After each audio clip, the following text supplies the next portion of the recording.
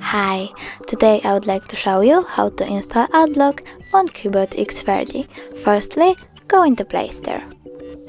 Then type Opera Mini and download it.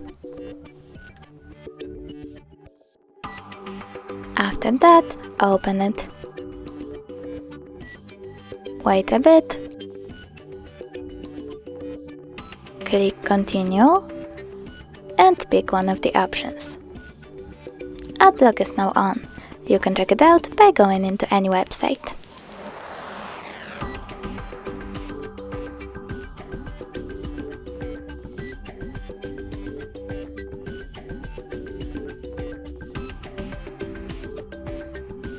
As you can see, you blocked your first ads. If you wanna turn off Adblock, tap at the bottom right corner and choose Ad Blocking. Now Adblock is off. You can turn it on the same way. Thanks so much for watching. If you enjoyed this video, don't forget to leave a like, comment and subscribe. Bye!